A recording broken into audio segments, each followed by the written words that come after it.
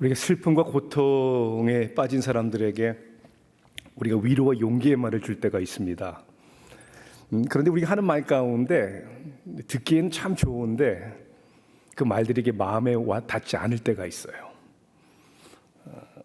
특히 내가 경험하고 있는 고통을 경험해 보지 못한 사람이 위로할 때는 별로 의미가 안 와닿을 때가 있죠. 또 이런 말이 있잖아요. 훌훌 털어버리세요. 가슴에 맺힌 인생의 아픔과 실패의 상처가 너무 쓰라리고 아픈데 무슨 먼지 훌훌 털어버리듯이 그렇게 쉽게 털어집니까? 아유, 세월이 다 해결해 줄 거예요. 아니, 세월이 간다고 모든 문제들이 저절로 다 해결이 됩니까? 다 잘 될 겁니다. 다시 시작하세요. 그런 말도 다시 시작해야 되는 건 맞지만 꼭 잘 될 것이라는 보장이 어디 있습니까?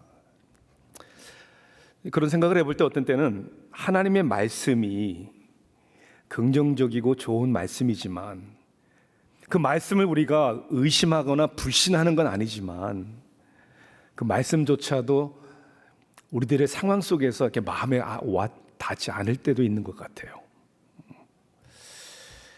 정말 그럴까? 하나님의 말씀인데 나도 정말 그렇게 살 수 있을까? 나도 그렇게 살고 싶고 그 말씀이 옳지만 마치 나와는 상관없이 느껴지는, 그래서 적어도 우리 마음 가운데 나는 그렇게, 다른 사람은 몰라도 나는 그렇게 살 수 없다라는 그런 느낌이 들 때가 있다는 것이죠. 오늘 야고보서 1장 1절부터 4절까지 말씀 가운데 우리에게 명령하시고 약속하시는 이 말씀도 머리로는 다 이해가 되고 아멘이라고 하지만 비현실적으로 느껴질 수도 있고 마음에 와 닿지 않을 수도 있습니다. 내 형제들아, 너희가 여러 가지 시험을 만나거든 온전히 기쁘게 여겨라. 이 원어를 보면 복수형이 2번 나오는 거예요. 여러 가지 종류의 시험들을 만나거든 온전히 기쁘게 여겨라. 이 다른 성경 번역을 보니까 NASB 같은 경우에는 Consider it all joy. 어떤 모든 일을 다 기쁘게 여기라는 거예요. NIV 성경은 Pure joy, 순전한 아주 온전한 기쁨으로 기쁨을 느껴라, 누려라 그렇게 얘기합니다. 새 번역을 보니까 더할 나위 없는 기쁨으로 생각하십시오. 공동 번역은 다시 없는 기쁨으로 여기십시오. 아니, 힘들고 어려운데 어떨 때는 기뻐할 수 있는 게 아니라 예외 없이 모든 일에 기뻐하라는 거예요. 그게 가능합니까? 그렇게 살고 있습니까, 우리가?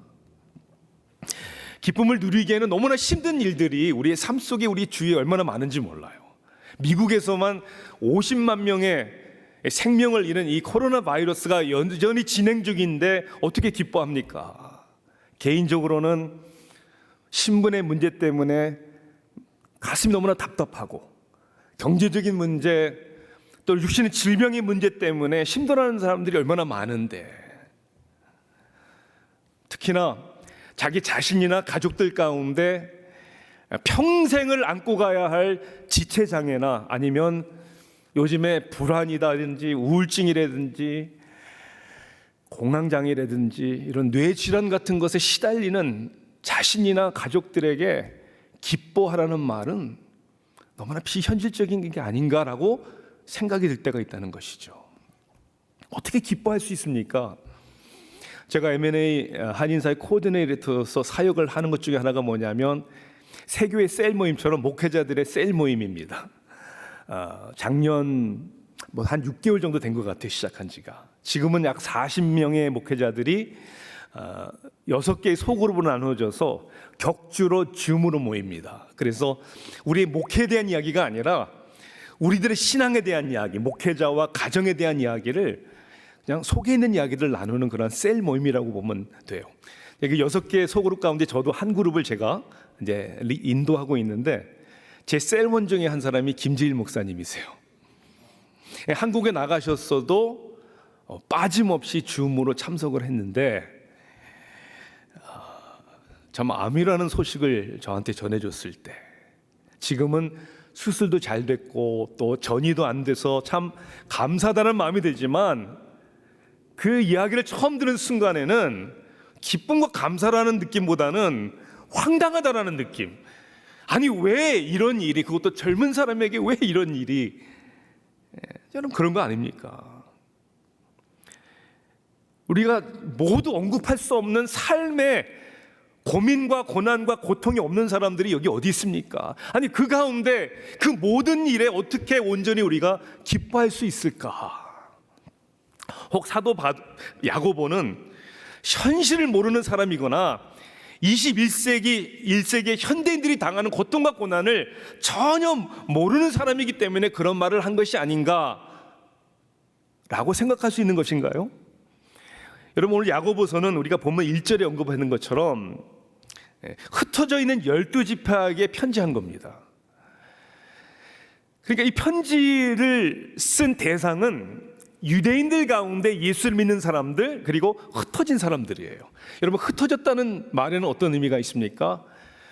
여러분 다른 곳에서 고향을 떠난 객지 생활을 하고 있다는 거예요.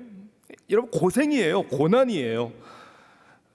특별히 야고보서는 다른 어떤 서신보다 성경학자들은 가장 먼저 써진 서신이다라고 하는 것이죠. 그 당시만 해도 믿는 사람의 숫자가 그렇게 많은 그런 상황이 아니었습니다. 유대인들 가운데는 종살이 하는 사람들이 있었을 거예요. 당연히 천대받고 가난하고 고통 가운데 있는 사람들이었습니다. 아니 요즘 21세기 우리 현대인들이 말하는 고난과 고통과는 비교할 수도 없는 그런 어려움을 당하는 사람들을 대상으로 편지를 썼다는 거예요. 얼마나 그들은 답답했을까? 얼마나 그들은 억울했을까? 그리고 얼마나 그들은 두려움 가운데 있었을까? 그것을 누구보다도 잘 아는 사도 야고보가 현실을 모르는 이야기가 아니라 정말 믿었기 때문에 하나님의 성령의 감동으로 이 편지를 썼겠죠.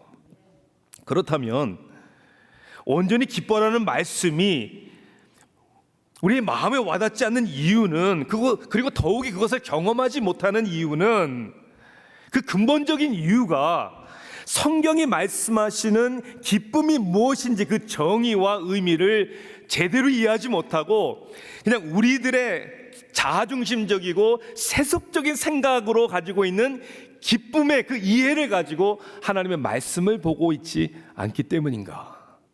오늘 본문에 보면요, 성경이 이야기하는 기쁨과 우리가 생각하고 기대하는 기쁨하고는 차이가 있다는 걸 알 수 있어요.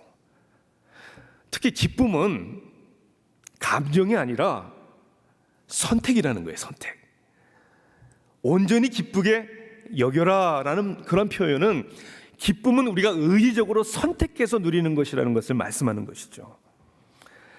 또 한 가지 성경이 말하는 기쁨은 우리가 생각하는 것처럼 외부에서 나에게 주어지는 것이 아니라 outside in이 아니라 우리 안에서 신앙 가운데 inside out, 우리 속에서 생기는 겁니다. 또 하나는 성경이 말하는 기쁨과 우리가 생각하는 기쁨의 차이는 기쁨이라는 것은 어떤 한 일이나 사건에서 우리가 느끼는 것이 아니라 모든 과정과 그리고 끝, 결국을 보면서 누릴 수 있다는 거예요. Reformed Theological Seminary 올랜도의 총장이신 닥터 스캇 스웨인이 이 성경 본문을 이해하는 데 도움이 될 만한 설명을 이렇게 합니다. 그것은 우리의 마음이 그릇과 같은 것이 아니라, 즉 부정적인 것을 쏟아내버리고 긍정적인 것을 채우는 그런 마음의 상태가 아니라 오히려 성경적인 의미는 밸런스 저울과 같다라고 이렇게 표현을 합니다. 밸런스 저울, 그러니까 어느 쪽이 더 무거우냐 그런 것이죠. 쉽게 얘기하자면 세상의 고난과 고통이 우리의 마음을 누르지만 그거보다 더 중요한, 그거보다 더 무거운 것이 우리 신앙 가운데 있을 때 오히려 우리의 마음을 자유케 하고 기쁨을 준다는 거예요. 세상의 고통과 아픔과 슬픔의 무게보다 우리를 중심을 붙들어주는 더 중요한 무게는 오늘 본문 말씀을 보니까 그 키워드가 뭐냐면 안다라는 거예요. 안다. know. 본문을 통해서 우리는 무엇을 알 수 있을까요? 첫째는 고난과 고통 가운데 우리가 기뻐할 수 있는 이유가 가장 중요한 것을 우리는 깨달을 수 있기 때문이다라고 본문은 말씀하고 있는 거죠. 우리가 가지고 있는 잘못된 가치관, 잘못된 관점 중에 하나는 인생의 행복과 기쁨의 열쇠가 고통과 고난이 없고 모든 것이 다 형통하게 되는 것이다 라고 생각하는 거예요. 그게 기쁨과 행복의 열쇠입니까? 2011년 10월에 American Journal of Medical Genetics, 그러니까 미국 의학 유전학 저널에서 다운 증후군 자녀가 있는 3,000개의 가정을 대상으로 연구조사를 했어요. 다운 신드롬, 다운 증후군 자녀가 있는 가정 3,000가정을 대상으로 그들의 행복 지수를 연구를 했단 말이에요. 놀랍게도 90% 이상의 부모와 형제들이 가족 가운데 자녀와 형제 가운데 다운 증후군이 있기 때문에 그 이유 때문에 자신들의 삶에 대해 더 긍정적이고 그것으로 인해 자신들이 더 나은 사람들이 되었다라고 얘기를 했다는 거예요. 그 가운데 슬픔을 경험하고 있다라고 한 가정은 4%밖에 안 된다는 거예요. 아니 왜 이들은 참 어떻게 보면 비극이다, 아픔이다, 슬픔이다라고 생각할 수 있는 환경 가운데에서 행복을 누리고 삶에 대한 긍정적인 생각을 가질 수 있는 것입니까? 상황과 환경과 질병보다 더 중요한 것을 발견했기 때문이에요. 때로는 연약함과 아픔을 통해서 더 소중한 것을 얻는 것이 오늘 본문이 우리에게 말씀해 주는 내용이죠. 서로가 중요한 게 뭐라는 것을 깨닫는 것이죠. 가족이 중요하구나, 사랑이 중요하구나, 이런 것을 깨닫는 것이죠. 반대로 얘기하자면 한강의 기적을 이루었다라고 하는 우리 한국, 대한민국, 세계 경제 10위 안에 드는 한국은 여러 면에서 앞서가고 풍성하고 살기 좋은 편안한 사회가 되었습니다. 그런데 가장 낮은 행복지수와 가장 높은 자살률을 가지고 있어요. 다니엘 튜러라는 사람은 2002년도에 한국 월드컵 때 방문을 했다가 한국을 사랑하게 되었어요. 그리고 한국에 지금 살고 있는 영국 사람입니다. 그가 한국 사람들에 대해서 쓴 책의 제목이 매우 의미심장합니다. 책의 제목이 이래요. 기적을 이룬 나라, 기쁨을 잃은 나라. 기적을 이루었는데 기쁨을 잃어버렸다. 그는 한마디로 눈부신 발전을 했지만 만족할 줄 모르고 경쟁만 남아있는 한국인들을 예리하게 지적을 합니다. 그러니까 우리가 무엇을 기뻐할 것인가라는 것은 결국 무엇을 중요시 여기는가에 달려있다는 것이죠. 고난 가운데, 고통 가운데 기뻐할 수 있는 이유는 더 중요한 것을 깨닫고 얻을 수 있는 축복의 기회이기 때문이다. 피터 스카제로라는 분은 우리가 그리스도의 형상을 닮아가는 성화의 과정에서 필요한 두 가지를 얘기를 합니다. 하나는 active formation, 능동적인 형성. 이게 뭐냐면 우리가 하나님의 은혜 가운데 우리가 해야 되는 일들이에요. 어떻게 하면 우리가 믿음이 자라죠, 성장하죠, 변화되죠? 하나님 말씀을 읽고 묵상해야죠. 기도 생활 잘해야죠. 그 다음에 회개를 잘해야죠. 안식을 잘 지켜야죠. 개인 예배, 공동 예배 생활에 충실해야죠. 그러니까 이런 것들이 우리가 능동적으로 해야 되는 우리의 신앙생활의 성화를 도모하는 것이다. 그런데 더 중요한 두 번째 이야기를 하는 거예요. 그것이 뭐냐면 수동적 영적 성장이에요. Passive formation. 이것이 뭐냐면 우리의 삶에 있어서의 고통과 고난을 통해 배우고 성장하는 것을 의미합니다. 그는 우리 신앙인들이 고통과 고난을 지날 때 배우고 깨닫는 4가지의 중요한 것이 있다는 거예요. 첫째는 게 뭐냐면 고통과 고난을 통해서 정말 중요한 가치관을 깨닫고 진정한 자기의 자아관을 발견한다는 거예요.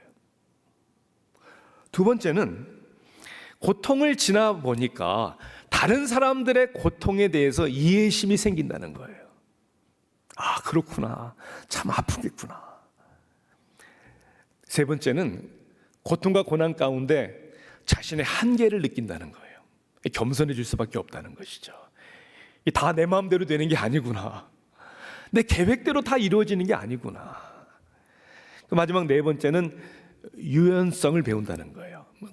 내가 이거 고집할 필요만 없다는 거예요. 때로는 돌아가야 될 때도 있고 내려놓아야 될 때도 있고 필요할 때 포기해야 될 때도 있고. 여러분들 한번 생각해 보세요. 여러분들이 언제 하나님을 그렇게 간절히 찾으셨습니까? 언제 여러분들이 겸손을 배우셨습니까? 그리고 언제 여러분들이 가정이 소중한다는 것을 깨달았습니까? 아마도 삶의 여러 가지 고통과 고난을 겪었을 때였을 것입니다. 축하드려요. 24번째 생일을 맞이하신 여러분들에게. 오늘 여기 올 생각을 하면서 저도 여러 가지 생각을 해봤어요. 세교의 역사를 돌이키면서 이 더누리 아파트에서 리빙룸에서 처음 새벽 예배부터 3개월 동안 예배를 시작할 그 당시가 아마도 제 믿음이 가장 순진했던 시기가 아니었나라고 생각이 들어요. 세교에도 많은 우여곡절이 있었잖아요. 화재의 사건.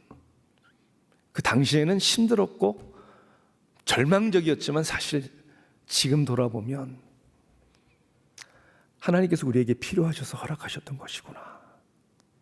그걸 통해서 우리가 보지 못했던 것을 보게 되었죠. 그런 고난을 통해서 우리가 붙잡지 못했던 것을 다시 붙잡아야 되는구나 를 깨달은 것이죠. 그래서 여러 종류의 환난을 만나시거든 기뻐하십시오. 그 환난보다 그 고통보다 더 중요한 것을 하나님이 보게 하실 것이고 깨닫게 해주실 것이고 여러분들에게 축복을 주실 것입니다. 그러니까 고난과 고통의 무게가 우리를 짓누를 때 그거보다 더 무거운 게 뭐냐면 고통과 고난을 통해서 우리가 더 중요한 것을 깨닫는 거예요. 또 하나는 이거죠. 고통과 고난을 통해서 우리들의 마지막 결국을 알기 때문에 우리는 기뻐할 수 있다는 거예요. 행복과 기쁨의 삶을 누리는 데 있어서 지혜 중에 하나가 뭐냐면요, 인생을 그저 하나하나의 사건과 일로 보지 말고 전체 큰 그림을 볼 수 있는 눈을 갖는 것이 중요하다는 거예요. 존 맥스웰 목사님은 Failing Forward, 그러니까 전진하는 실패라는 책의 내용에서 실패는 이벤트, 사건이 아니다 이렇게 얘기를 하는 거예요. 뭐 하나가 잘못됐다고 그걸 실패라고 보지 말라는 것이죠. 실패를 실패로 하지 말고 인생이란 큰 그림 가운데 한 부분, 성장과 성숙 가운데 지나가야 할 한 과정으로 보라는 거예요. 존 맥스웰 목사님은 또한 소위 성공한 사업가들이 평균 성공하기 전에 3번에서 4번의 실패한 경험이 다 있다는 거예요. 그러니까 첫 번째, 두 번째 실패는 결국 성공이라는 결과를 가기 위한 과정에 불과하다는 거예요. 많은 분들이 보는 유튜브의 공동 창립자인 스티브 첸이라는 분이, 부인이 한국 분이세요. 한국의 머니투데이라는 잡지와의 인터뷰에서 이런 의미심장한 말을 합니다. 그는 이렇게 말해요. 한국은 한 번 실패하면 완전히 실패하는 겁니다. 그래서 아이디어가 완벽해질 때까지 계속 생각만 합니다. 그러다 결국 아무것도 못하는 것이죠. 그래서 어떤 실질적인 스타트업, 혁신과 진전이 없습니다. 엔지니어 인력 자원이나 교육받은 사람들이 부족해서가 아니고요. 문화의 차이인 것이죠. 실패를 받아들이는, 또 실패한 사람을 바라보는 태도가 다른 것이죠. 우리 믿는 사람들은 실패를 바라보는, 실패한 사람을 바라보는 이 관점과 태도가 달라야 합니다. 그게 실패가 아니라는 거예요. 이런 제목의 책도 있더라고요. Success is process, not an event. 성공은 이벤트가 아니라 프로세스입니다. 그러니까 고통과 고난이라는 그 어떠한 사건이 우리에게 슬픔만을 주는 게 아니라 결과를 향한 프로세스니까 It's okay, 괜찮다라고 생각이 드는 것이죠. 그러니까 성경은 우리의 삶, 이 땅에서 우리의 삶을 순례자와 비교하지 않습니까? 순례자. 마치 가나안으로 가는 광야의 삶으로 비유합니다. 그래서 3절과 4절에 보면 인내라는 단어가 2번이나 나와요. 인내. 인내라는 말을 다른 말로 표현하자면 기다림입니다. 기다림. 그렇죠? 왜냐하면 기다림이라는 데는 끝이 있는 거예요. 끝을 볼 수 있으니까 인내하고 기다릴 수 있는 것이죠. 인내의 순간들이 쉽지 않지만 결국 끝을 바라보면서 그 끝을 향해 한 발 한 발 다가가면서 감사와 기쁨을 누릴 수 있는 것이죠.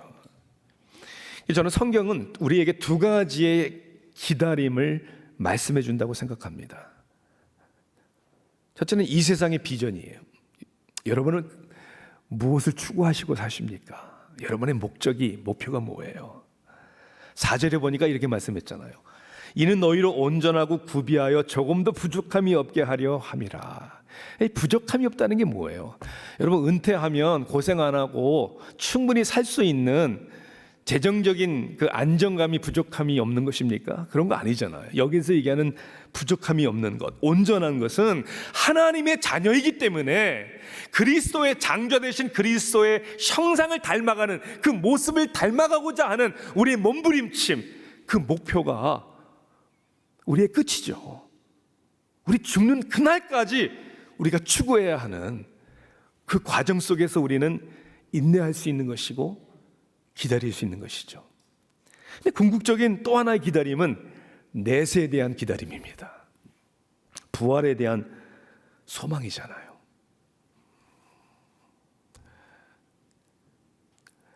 데살로니가전서 4장 13절에 이렇게 말씀하죠. 형제들아, 자는 자들에 관하여는 너희가 알지 못함을 우리가 원하지 아니하노니 이는 소망 없는 다른 이와 같이 슬퍼하지 않게 하려 함이라.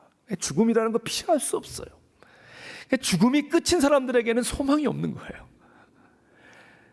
우리에게도 죽음이 다가오지만, 인간이기 때문에 슬프지만 소망 없는 사람들의 슬픔하고는 차원이 다르다는 거예요. 사도 바울은 우리에게 만일 부활이 없다면 우리가 가장 세상에서 불쌍한 사람이다라고 말하지 않습니까? 저희 어머님이 캘리포니아에서 제 여동생과 살고 있는데 작년에 제 여동생과 같이 코로나에 걸리셨어요. 작년에 83살이시거든요. 만으로. 저 그 얘기 들었을 때 얼마나 걱정했는지 몰라요. 특히 코로나 바이러스가 연세 많이 드신 분들에게는 치명적이잖아요. 근데 저희 어머님 대단하세요. 뭐 감기 같지도 않았대요. 걷더니. 그러면서 하신 말씀이, 아니 그러다가 어머니 큰일 나면 어떡해요? 돌아가시면 어떡해요? 그랬더니 우리 어머님이 늘 하시는 말씀이에요. 죽으면 좋지 뭐. 참 그게 굉장히 뭐라 그럴까, 기분 나쁘게 서운하게 들릴 때가 참 많아요. 네. 근데 요즘은 많이 생각하게 돼요. 그게 맞는 말 아닌가? 우리가 죽는 걸 원하는 건 아니지만 오늘이 내 인생의 마지막이라도 할지라도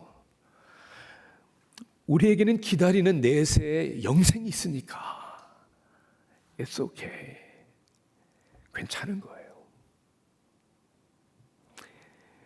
이 부활의 소망이, 이 믿음이 있다는 것이 얼마나 감사한지 모릅니다. 한 믿음의 어머니가 이제 임종하시면서 어머니처럼 예수를 잘 믿는 아들에게는 굿나잇라고 이렇게 인사를 했대죠. 근데 아들 가운데 예수를 믿지 않은 아들에게는 굿바이 이렇게 인사를 했대요. 왜 나한테 굿바이라고 하시냐고 하니까 너는 예수를 안 믿으니까 이제는 이 죽음이 너와 나와의 영원한 결별을 뜻하는 것이니까. 사랑하는 성도 여러분, 맞아요. 고통이 있고 질병이 있고 고난이 있고 슬픔이 있고 아픔이 있어도, 그리고 언젠가 우리를 죽음을 맞이할지라도 우리는 죽는 것이 아니라 자는 것처럼 굿나잇, 그리고 우리 영원한 하나님의 안식처로 우리는 들어갈 것을 확신하니까 그것이 우리의 중심에 있는 것이죠. 그 무게가, 중요한 것을 깨닫는 지식이, 그리고 영생에 대한 내세에 대한 확신이 세상이 주는 고통과 고난보다는 훨씬 더 중요하고 더 무거운 것이죠. 끝으로는 우리의 확신이 어디서 오는지를 우리가 알기 때문에 그래요. 우리가 세상에 힘든 일을 당할 때마다 정말 우리에게 힘이 되고 우리가 필요한 사람들이 누구냐면 함께 해주는 사람이에요. 그렇지 않아요? 예. 그것도 그냥 아무나 함께 해주는 게 아니라 우리를 실질적으로 위로해 줄 수 있고 우리에게 힘과 용기를 줄 수 있는 사람들이 함께 해주면 굉장히 위로가 됩니다. 마치 슬픔과 두려움에 우는 아이에게 아빠가 이렇게 꼭 안아주면서 울지 마, 아빠가 있잖아, everything's gonna be okay 이렇게 말해주면 그 사랑하는, 그 믿는 아빠의 한마디가 아이의 마음을 calm-down 해줍니다. 그렇죠? 그러니까 불안과 두려움에 떨고 있을 때 이제 그런 사람이 필요한 거죠. 어떤 사람이요? 공감해 줄 수 있는 사람들. 그렇죠? 나도 그거 겪었어요. 나도 그런 적이 있었어요. 이런 사람들. 그런 사람이 또 옆에 같이 해주는 거예요. 같이. 그리고 실질적인 도움을 줄 수 있는 사람. 여러분, 우리의 고통을 알고 우리와 함께 해줄 수 있고 우리를 도와줄 수 있는 그분이 누구십니까?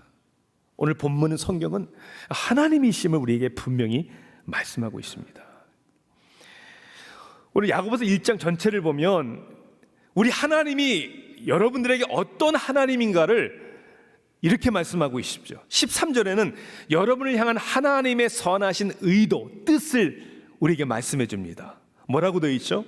사람이 시험을 받을 때 내가 하나님께 시험을 받는다 하지 말지니 하나님은 악에게 시험을 받지도 아니하시고 전혀 아무도 시험하지 아니하시느니라. 뭐 힘들고 어렵다고 하나님 왜 이러지 말라는 거예요. That's not God. 하나님이 여러분들을 어렵게 하시는 분이 아니라는 거예요. 자, 17절은 하나님의 능력에 대해서 얘기를 합니다. 온갖 좋은 은사와 온전한 선물이 다 위로부터 빛들의 아버지로부터 내려오나니 그는 변함도 없으시고 회전하는 그림자도 없으시니라. 우리가 생각하고는 것이나 상상하는 것 그 이상 우리에게 좋은 것, 좋은 은사를 위로부터 우리에게 주시는 그런 하나님이라는 것이죠. 자, 5절 말씀에는 하나님의 약속이 있어요. 너희 중에 누구든지 지혜가 부족하거든 모든 사람에게 후히 주시고 꾸짖지 아니하시는 하나님께 구하라 그리하면 주시리라. 아니, 이런 약속이 어디 있어요? 그러니까 힘들고 어려울 때 하나님 우리를 망하라고 하시는 거 아니다. 선한 목적이 있는 것이다. 그리고 그 하나님이 능히 나를 도우실 것이다. 그리고 내가 구하기만 하면 하나님의 뜻에 맞도록 허락해 주실 것이다. 여러분, 이 확신이 어떤 상황 속에서도 우리를 기쁨을 누리게 하시는 거죠. 여러분 믿으십니까? 그러니까 결국 우리의 삶의 기쁨은 나 자신이나 사람들이나 고통과 환경을 바라볼 것이냐, 아니면 내 편이 되시고 나를 도와주시고 나를 함께 해주시는 하나님을 바라볼 것이냐. 이게 차이예요. 시편 73편을 보면 아삽이라는 하나님을 찬양하는 찬양대에 리더에 대한 이야기가 나오죠. 저는 한마디로 그는 찬양을 하면서도 기쁨을 잃어버린 사람이다라고 표현할 수 있어요. 왜냐하면 그는 이렇게 고백합니다. 내가 악인의 형통함을 보고 미끄러질 뻔했대요, 자신이. 비교한 것이죠. 하나님을 열심히 믿고 찬양하는 자신과 악인들을 보니까 너무 불공평한 거예요. 아니, 하나님이 너무하시지. 왜냐하면 그들은 오래오래 살고 죽을 때 고통도 없고 너무나 잘 먹고 잘 살고 자기 삶을 보니까 재난을 당하며 아침마다 징벌을 받았도다. 자기 삶에는 너무나 힘든 일이, 고난이 많은 거예요. 내가 어쩌면 이를 알까 하여 생각한즉 그것이 내게 심한 고통이 되었다니. 이거 이해하려고 하니까 기쁨이 없는 거예요. 그런데 그의 결론은 하나님의 성소에 들어갈 때 깨달았다라고 얘기를 합니다. 뭘 깨달았습니까? 악인들의 결국과 자신의 결국을 깨달은 거예요. 주여, 사람이 깬 후에는 꿈을 무시함같이 주께서 깨신 후에는 그들의 형상을 멸시하리이다. 이 세상에 일어나는 모든 일들은 다 꿈과 같은 거예요. 꿈에 불과한 거예요. 다 지나갈 거란 말이에요. 내 마음과 육체는 쇠약하나. 이게 아삽의 현실이었어요. 예수 잘 믿는다고 아픔이, 고통이 없어지는 게 아니라 그것이 여전히 내 삶에 존재하고 그것 때문에 나는 연약하나. 그러나 하나님은 내 마음의 반석이시요 영원한 분기시니라. 그리고 마지막 절 그의 결론은 하나님을 가까이 함이 내게 복이라. 우리의 마음을 짓누르는 삶의 무거운 고통과 고난이 아무리 많아도 그 가운데 하나님이 우리에게 깨닫게 해주시는 것, 그리고 우리의 결국을 알기 때문에, 그리고 더 중요한 것은 하나님의 존재가 내 삶에, 내 안에 계시기 때문에 우리는 복받은 사람이고 어떤 상황 속에서 기뻐할 수 있는 이유를 발견하게 되는 것이죠.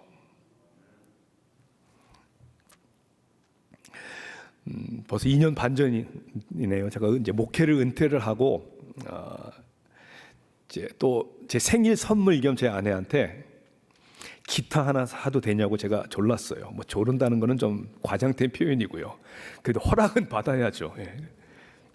기타를 하나 샀어요. 왜 샀냐면은 뭐 예전에는 아주 기타를 많이 쳤었는데 뭐 교회 기타 치는 분들이 많으니까 제가 안 치다가 취미 생활도 할 겸, 또 하나는 제가 목회할 때는 이 교회라는 공동체 안에서 늘 예배하고 찬양하잖아요. 그런데 이제 목회를 안 하니까 이제 혼자, 물론 주일 예배를 가지만 혼자 예배하고 혼자 찬양할 수 있는 기회가 많아야 되지 않을까. 그래서 이제 기타를 하나 사서 뭐 유튜브를 보면서 찬양을 이제 배우고 좋은 찬양 배우는데, 제가 처음 듣고 배운 찬양 가운데 하나가 뭐냐면 광야에서라는 찬양이 있어요. 광야에서. 근데 그 찬양이 오늘 말씀 내용하고 너무나 맞아 들어가는 것 같아요. 그 찬양을 오늘 기회가 되시면 이렇게 유튜브에 찾으셔서 한번 들어보시고 가사를 한번 새겨보시길 바랍니다. 마음에. 가사 내용이 이래요. 왜 나를 깊은 어둠 속에 홀로 두시는지, 어두운 밤은 왜 그리 길었는지, 나를 고독하게, 나를 낮아지게 세상 어디도 기댈 곳이 없게 하셨네. 광야에 서 있네. 내 자아가 산산이 깨지고 높아지려 했던 내 꿈도 주님 앞에 내려놓고 오직 주님 뜻만 이루어지기를, 나를 통해 주님만 드러나기를 광야를 지나며. 후렴에는 이래요. 주님만 내 도움이 되시고 주님만 내 빛이 되시는, 주님만 내 친구 되시는 광야. 주님 손 놓고는 단 하루도 살 수 없는 곳. 광야, 광야에 서 있네. 그래, 주님 손 놓고는 단 하루도 살 수 없는 것보다 좀 더 정확한 신앙 고백은 주님이 한순간도 내 손을 놓지 않으시네요. 한순간도 내 손을 놓지 않으시네. 그분이 계시기 때문에, 그분이 바로 내 안에 계시기 때문에. 그래서 히브리서 12장 2절은 이렇게 말하죠. 우리 믿음의 근원이시며 우리 믿음을 온전케 하시는 예수님을 바라봅시다. 그분은 장차 누리의 기쁨을 위하여 부끄러움과 십자가의 고통을 참으셨으며 지금은 하나님의 오른편에 앉아 계십니다. 예수님도 장차 누릴 기쁨, 그 기쁨이 뭡니까? 하나님의 선택받은 자들의 구원을 이루시는, 그리고 마지막 승리하시는 그 기쁨을 바라보시고 십자가에 죽으시기까지 그 고난을 기꺼이, 그 과정을, 그 고통을 가셨다는 것이죠. 고린도후서 13장 4절은 이렇게 말씀합니다.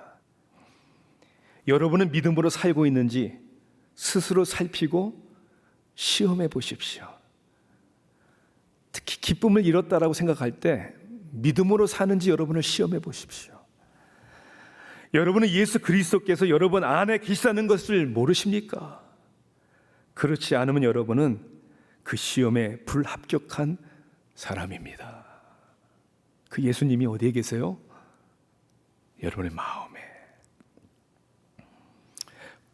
마지막으로 골로새서 1장 26절 27절. 이 비밀은 만세와 만대로부터 감춰졌던 것인데 이제는 그의 성도들에게 나타났고 하나님이 그들로 하여금 이 비밀의 영광이 이방인 가운데 얼마나 풍성한지를 알게 하려 하심이라. 이 비밀이 뭡니까? 예수 그리스도예요. 이 비밀은 너희 안에 계신 그리스도니 곧 영광의 소망이니라. Christ in you, hope of the glory.